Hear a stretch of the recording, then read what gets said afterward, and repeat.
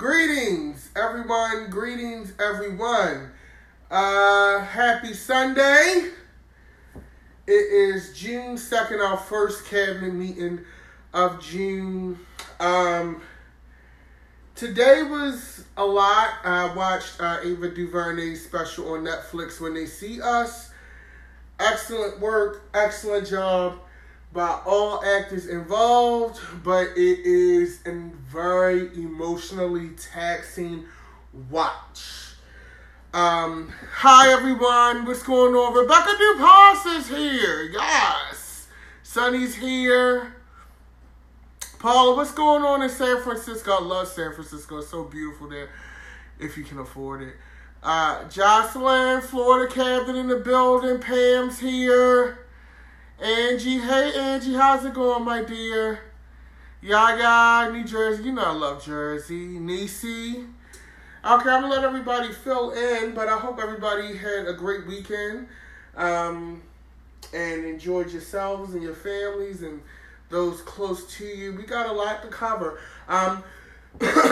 Outside of me being busy promoting my record and getting everything together for that, I find that the news cycle, it's a lot of fluff in the news cycle.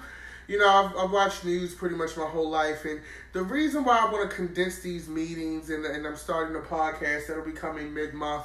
By the way, we haven't forgotten about that, so be on the lookout. But the reason why I condense these meetings is because it's a lot of information out there, and sometimes it's so much information and there's so many things getting spit out that it's not really fruitful. So my whole point in condensing these is to bring all of that noise, because you can hear so much stuff that it becomes noise, it becomes background noise, and we want to stay focused because we want to know what's going on in our country. Excuse me. I want to condense all of that. You know what I'm saying? And really make it more fruitful. Hey, Temple, what's going on? For you guys. So, I'm sure we all watched the Mueller press conference. I personally could have had a V8, bitch. I'm just saying, you know. He didn't really tell us anything that we didn't already know. I'm just saying, okay? It wasn't nothing in that press conference that was like, bitch, the other shoe dropped. It was basically giving I said what I said. Okay? Now, Mueller states that, according to this press conference and a report, that the Justice Department advised that you can't indict a sitting president. Which I get. Like, I know, hear me out. I get it, because when you're dealing with a whole nation and a country, you know, if you indict a sitting president like that, you just lock the president up, it becomes a whole thing, and it makes us look crazy on the world stage. I mean, we already look crazy now, so at this point, anything should be going, but I get it. So that's what Mueller claimed. He's like, look, I'm not going to be the bitch left holding the bag. I'm not clearing him, saying that he didn't do anything. Basically, Mueller was like, I'm not going to be the one to do that. I'm going to make the Attorney General do that in the Justice Department, which we all know Barr, a.k.a. Dan from Roseanne, a.k.a. Dinosaurs, a.k.a. The Big Lebowski. We already know that that's Trump homeboy. We already know how that would go, okay? So Mueller basically didn't want to... He's basically saying, my hands are tied. I'm not saying he didn't do anything, but we can't indict a sitting president. So to me, that's basically you saying, bitch, he did some shady ass shit, but because of this law, I can't do anything. Which I think is a load of crap. We did not pay you all of this money over 2 years for you to make that decision that he's not doing anything. Okay? Like, honestly, I felt like I want my money back. I want a refund. Quite frankly. So Barr comes back and does this is like a whole game of he say, she say. It basically said, well, he put us in a position where I had to, remember he wrote that summary basically saying that Mueller stated that he can't prove or whatever that the president obstructed justice. He basically wrote his own summary. He's basically saying, in so many words, the reason why he wrote that summary is because the special counsel and Mueller didn't send over the report the way that they should have, and they should have wrote their own summary or made it quicker so that they can redact. It's a bunch of bullshit. I feel like it's a lot of P2 people going back and forth about, bitch, I know he's guilty, you know he's guilty, but I don't want to be the one to say guilty. You know, that's my homeboy. You know, I can't say guilty, but he did something, but we just don't want to say what he did because he kind of did something. And to me, that is playing in my face. Okay? That is playing in my face. You are playing in the faces of the country. You're playing in our faces. You're playing with our money. I don't feel like a kind of way about either one of them, to be honest, because I think they both, you know, kind of letting the country down. And it's driving us in the dirt. And it's putting a real wedge in between people. We're like in a very odd space, you know, where you have public officials arguing over Twitter and doing these Jerry Springer-ass press conferences. Like, I personally was mad that they cut off Price is Right for that shit. Like, I was fucking pissed. You know what I'm saying? Like, bitch, I'm trying to come on down and you coming with a bunch of bullshit. Okay? That's all I'm saying. Hollering that from New Orleans. Now, and looking at all of this, what Mueller did was basically, and I'm processing this, guys, so we can take all of this shit that we've been seeing and kind of put it in perspective for us. Because at the end of the day, all of this is going to trickle down to us. The shit rolls downhill. So, basically what Mueller did was give Nancy and them, Nancy Pelosi, Congress, the alley-oop to go forward with the impeachment process. Now, Nancy, she kind of going back and forth on this whole impeachment thing. And I kind of get why you have some people in Congress stating, you know, hey, we need to impeach this motherfucker, we need to get it done, X, Y, Z. Then you got them people that's like, well, bitch, do we really want to spend more taxpayer money and go through this whole bullshit trying to impeach him when we know that the Senate isn't going to impeach him because the Senate has to have a 2/3 vote in the Senate for the Senate to go through with it. And you already know that the Republicans still hold the Senate, so that's not going to fucking happen. But it puts Mother Nance in a rock and a hard place because now you have to make that decision. Do you want to be the bitch that started an impeachment proceeding that failed right before an election year, bitch? Do you want to be that girl? Because, see, here's what's going to happen. If she goes forward and she does the impeachment thing, she's rolling the dice. Because if shit doesn't happen and it's another fail and we're going into an election year, we're going to have to deal with this man for another 4 years because all those people who voted for him, and even the people that voted for him because they really couldn't make a decision or they were these swing voters or what have you, what do you say to those voters? And that doesn't really make it a fair battleground for the Democratic nominee that would be coming in because now, even though you're your own person, okay, even though you're your own person, and Angie, you're absolutely right, we don't want Pence in charge, but even though you're your own person, you still are the face of your party. So what does that say when you're the Democratic presidential candidate and your party tried to impeach the sitting Republican president and the shit was a fail again?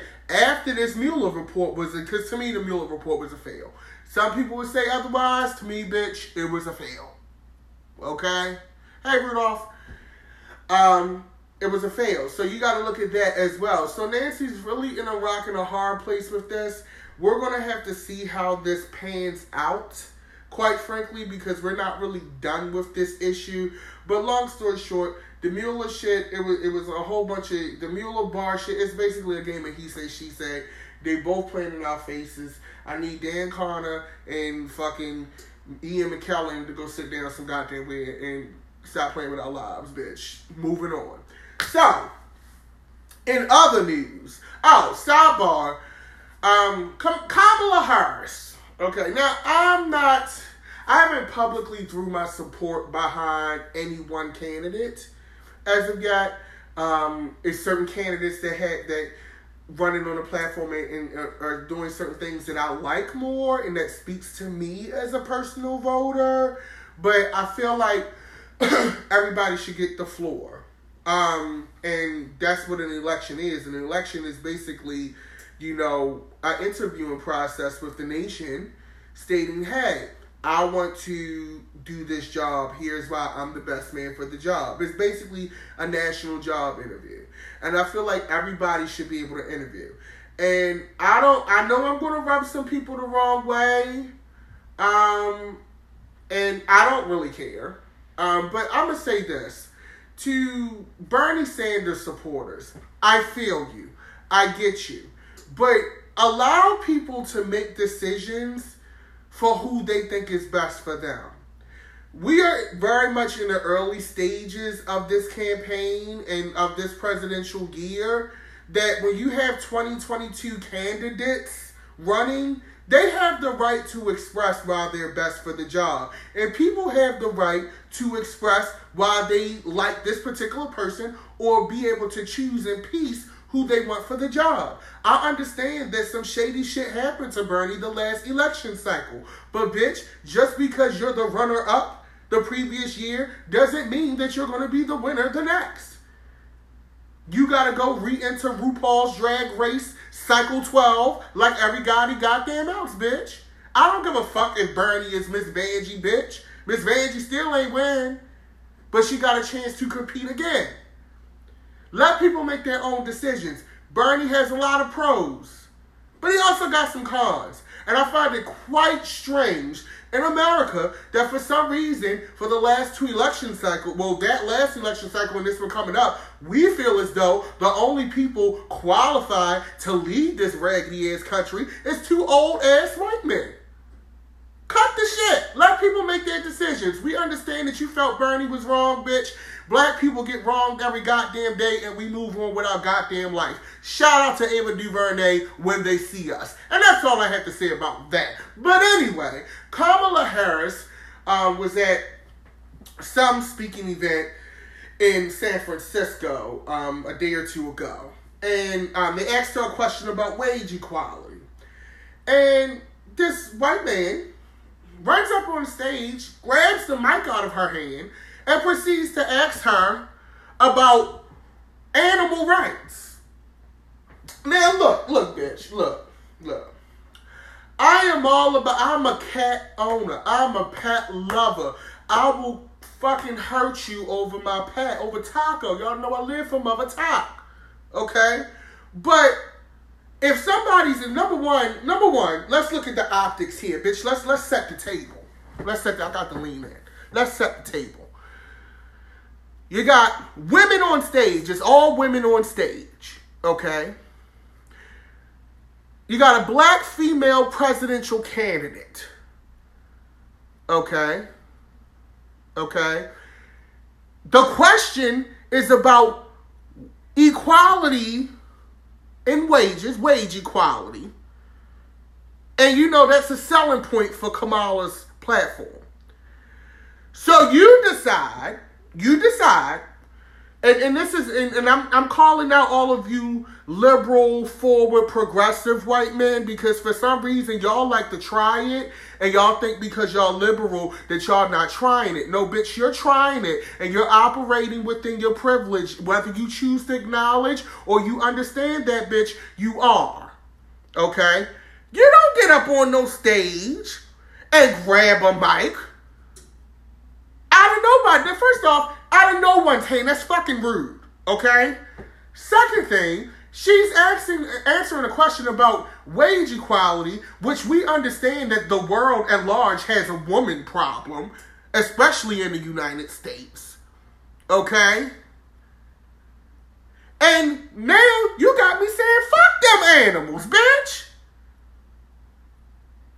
Because now you totally ruined your cause. Because now I don't want to hear shit you have to say. You didn't get locked up.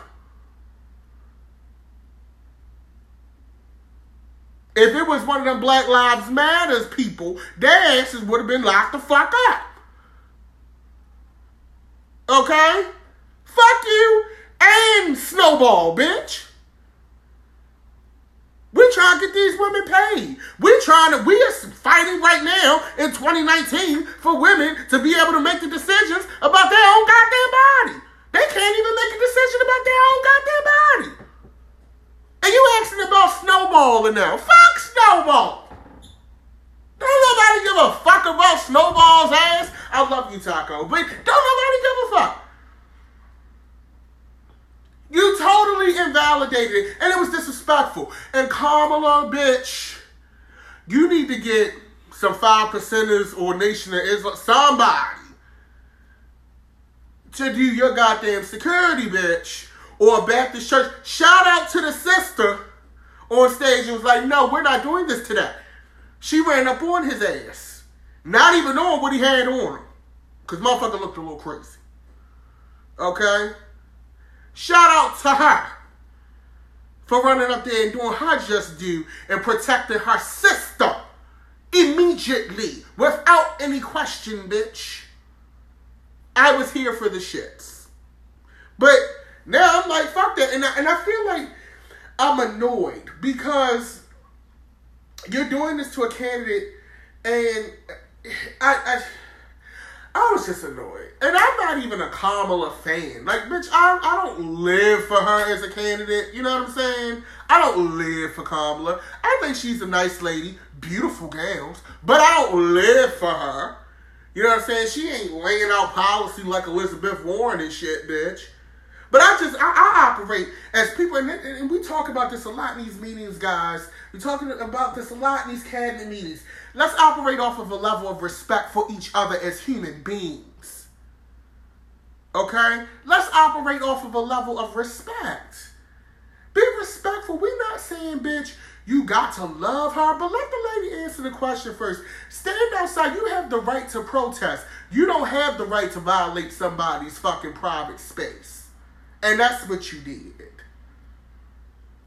Ponytail, mother man bun, beardo, whatever the fuck you are. You tried it. Now, that's all I have to say about that. Now, these tariffs, bitch. Now, Captain Crunch is trying to drive us into a depression, bitch. I don't know why. I don't know what's going on. I don't know. I mean, really. To me, I always operated, any family, any black family could tell you. My mom always told me, what happened in this house, stay in this house. You know what I'm saying? Unless it's child abuse or some shit like that, because I know people won't go crazy with that euphemism. But what happened in this house, stay in this house. If we having internal problems as a country, I get it. Every house has that. But when you start showing your ass to the neighborhood, bitch, and when I say the neighborhood is the globe, the world, our neighboring countries, then we got a problem. Okay? Then we got a problem. Okay? These damn tariffs, bitch, so allegedly, let me pull out and cite my sources. So, allegedly, well, it's not allegedly, bitch, he ain't going to do it. But, basically what's happening to fight all of these illegal immigrants and the Mexicans coming in and they're going to take over our country. He wants to impose tariffs, more tariffs. A tariff is a tax. For those of you who don't know, a bit of education. Most of you are educated, so I don't want to be rude.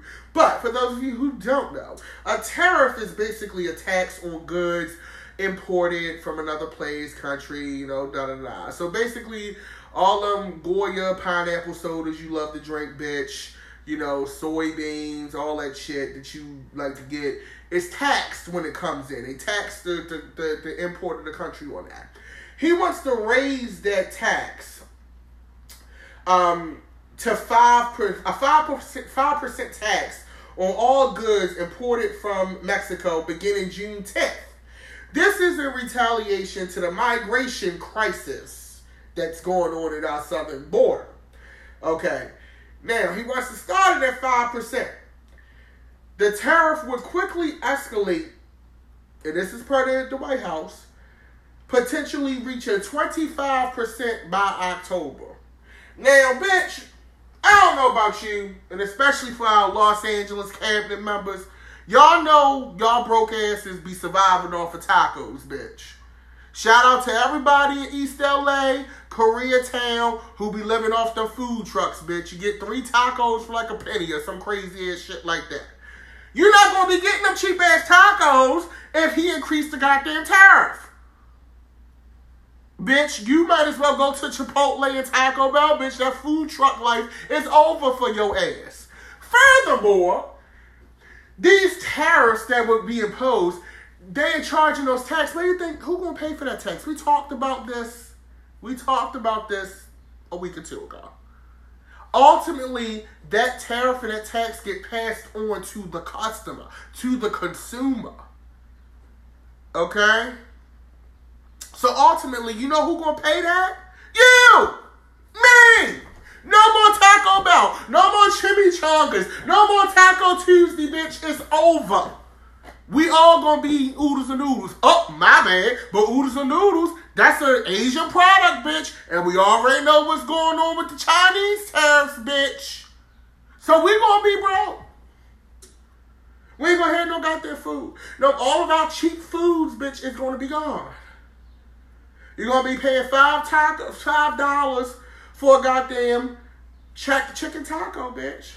$20 for a burrito. Shit is real. And I say this, I know we're having a lot of fun. I'm in a good mood today. Shout out to fitness and exercise. But a lot of that, you have to understand, like these global policies that we in the United States for so many years have had the luxury of being able to pay no mind and ignore and be like, oh, they'll handle it. It's going to be affecting us now. Shit's going to mean more. Ain't going to be no more, Cinco de Mayos and Senorita come over, bitch, the Nacho Bowl at the Super Bowl, bitch. Ain't going to be no more crazy nachos Super Bowl 58. Gonna be too goddamn high. Everybody gonna be eating hot dogs and pork beans. Fucking it up in the game. Okay? You have to understand how all of these things affect you. And think about that when you go to the ballot box. But this is what happens when you elect a president who has no experience in global affairs other than making backroom deals and hiding his money in offshore accounts. This is what happens. Okay? And this is all in response to, it's just crazy to me. I think, and I say this a lot, but I feel like what's happening is you're seeing a certain demographic of people get scared that the United States is actually starting to physically look the way that bullshit ass Constitution and Bill of Rights and all that was written to be like. It's actually starting to look like that, and I think that's starting to freak a lot of people out, which also plays into some of these abortion bills that are getting passed, but we're going to leave that on the floor for another day. Now, to stave off, now we already said, and I'm going to segue into this, we already said how these tariffs affect the average customer. The average buyer, the average U.S. citizen, things like that. We also had to deal with the farmers, our farmers. Now, while we imposing tariff increases on Mexico, China is like, bitch, I got something in the bag for your ass, okay? They raising their tariffs, bitch. So everybody is like, you get taxed, everybody gets taxed, bitch. Everything taxed, okay? Meanwhile, that's hurting the farmers. Now, when we look at the demographic of people who voted for Trump, a lot of them were farmers. A lot of them were Midwest, flyover country, those folks. Okay? So, he knows that we're going into an election year. He wants to get reelected. So, what does he do? $16 billion aid package for the farmers. Okay? $16 billion, not million, bitch, billion dollar package for the farmers. Okay?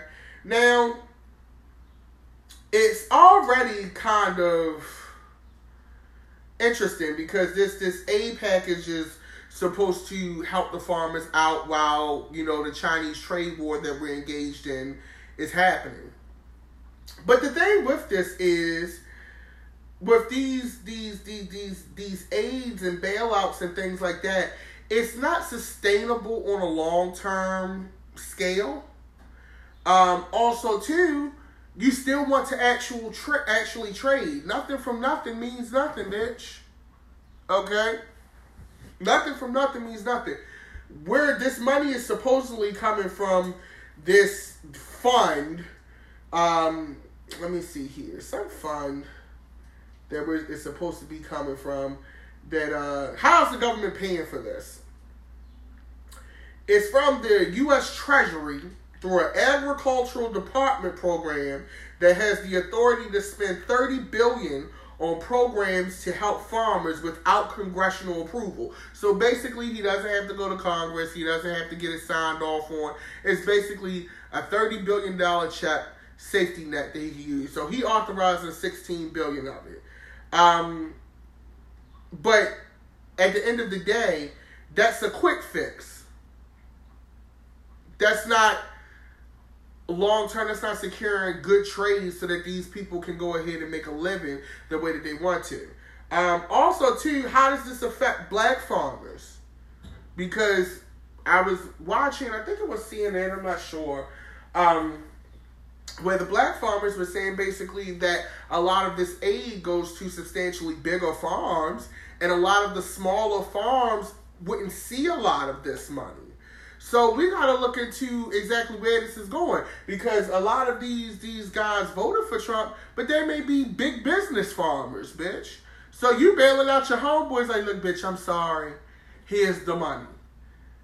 But money can't fix everything. And China is proving that to us. Sometimes it is all about the relationship. Sometimes you got to eat some humble pie and say, look, how can we make this work? Now, granted, if you missed my last video, it's on YouTube, Secretary of Shade, search Secretary of Shade on YouTube. I went over the entire Chinese trade deal and how that works. China does do some fucked up shit when it comes to trade. That's not up for debate, bitch. That is a fact. That is the one thing that is a fact. Okay? But you don't help the cause by now you going to tax Mexico. Mexico ain't coined out the ass. You know what I'm saying? Like, that's how we need to be working together to make our little area stronger, bitch. Because China is coming. China is the superpower. Taco, move before you knock that lamp over. Taco Bell, move. Thank you. But, you know, we need to be working, like, the United States should have a great relationship with Canada. For the most part, we do. But it should not be as unstable as it is now. We should have a great relationship with Mexico because we're all in this atmosphere, this hemisphere. It should not be like this. Okay? It should not be like this. Hey, Fufu, it should not be like this. So we have to think about all of these things and how they affect us. You know, and our bottom line, your Coca-Cola's is going up. We went over that last week. The price of steel is going up. We get most of the steel from China, bitch. Look at your sneakers. We need to be working together on a lot of things, and unfortunately, we have an administration that doesn't really get that, and it's really in self-interest. But anyway, so finally, of course we know Meghan Markle, Meghan. Okay, Meghan, the fucking princess. I always fuck her last name up. But anyway, Duchess of Sussex, you know, Beyonce posted her on her Instagram. It's a whole thing. Basically, she had the baby. They named the baby Archibald. That's their business, not mine. I personally wouldn't name my child no goddamn Archie, bitch. But that's none of my business. They British, bitch. And that's how we gonna leave it. But anyway, you know, she on maternity leave, so she conveniently is getting to miss meeting, you know, Donald Trump because she's on maternity leave. And Donald, they run an interview, some shit that Meghan said or whatever. And Donald is on tape, bitch. It's not even speculation. It's on tape. He called the lady nasty. Now, we already know he called women nasty. That's not really nothing true. But then he goes on Twitter and he's like, oh, I didn't call her nasty. Why is she nasty? I didn't never say that. That's fake news, fake media. Then they pulled out the tape, bitch. They got you on tape, niece. Like, no wonder she don't want to meet you. I don't want to meet you in a goddamn way. And it's funny because we have Donald Trump in office now and watching Ava DuVernay's. I'm sorry I mentioned that like 3 times, but watching Ava DuVernay's When They See Us. I haven't watched part 4 because I have to be psychologically ready for that. And I did not want to come into this cabinet meeting just angry. But it's funny how he took that ad out on the Central Park 5. And New York kind of knew what Donald Trump was for a while. And they tried to warn us. And the rest of the country still voted for him because they like their apprentice. It's the same my grandmother. You know, my grandmother, she a Bible thumper. She go, the devil make it look nice. And I never understood that growing up until I became an adult, especially living in this time now. But that's another story for another day. But yeah, so he called her nasty and shit. Meghan was like, bitch, fuck you. I ain't eating your ass. Fuck you. I'm keeping my baby. That's that. You know what I'm saying? I just think overall we have to really pay attention to what's going on. We're probably going to be getting into debates soon because we're going to have to dwindle down. I think the first debate is next month. So we'll be seeing all of these presidential candidates, you know, ripping each other's hearts out on national television in the Democratic Party, which, you know, should make for interesting watch. Quite frankly, I'm ready for the debates because while I do think that we should be able to choose the candidates that we like and be able to have a vivid selection, the reality is we live in America and some 22 candidates, 25, however many it is, I can't even name all of them, and I pay attention to this shit on a daily basis. I'll be forgetting people sometimes because it's just too much, bitch. That's like, shout out to teachers who remember the name of every student in their class, bitch, because I couldn't do it. But we had this this whole moment coming up with that, and then people can make a real assessment and decision as to who and what works for them, and I think that that's every citizen's right. But I don't think that we should be telling people, or if we feel like our candidate was wrong, just to piggyback on what I said about Bernie fans. Like, Bernie fans is kind of like, now I understand how, like, people who not fans of Beyonce, because I'm a Beehive member, I now understand why people who be like, oh, I don't have a problem with Beyonce, I just don't like her fans. I now understand how that works because I have no problem with Bernie Sanders. I do not like the Bernie Sanders voter. They work my nerves so fiercely. And I'm just being a human being and being honest with you. Bitch, you know I ain't never had no cut cards with y'all. Don't nobody pay me to do this, so I ain't beholden to nobody. I can give you my honest fucking opinion. Okay? But I get that now. But I think that overall, it's just a lot out there, and we've got to learn how to filter some of this noise, and that's what I'm working on a lot when I do these. I hope that you guys enjoy the rest of your Sunday. I think today was a pretty good meeting. I think that if you haven't watched Ava DuVernay's, once again, When They See Us, please watch it. It's an intense watch, but it's a good watch. Here's my TV recommendations. I'm going to start doing this and infusing this because this will be on the podcast. Right now, you should be watching When They See Us by Ava DuVernay. You should be watching the Chernobyl miniseries on HBO. It is absolutely well done and spectacular. Also, too, shout out to Evie Oddly for winning RuPaul's Drag Race, even though I thought this season was fucking boring and I totally lost track.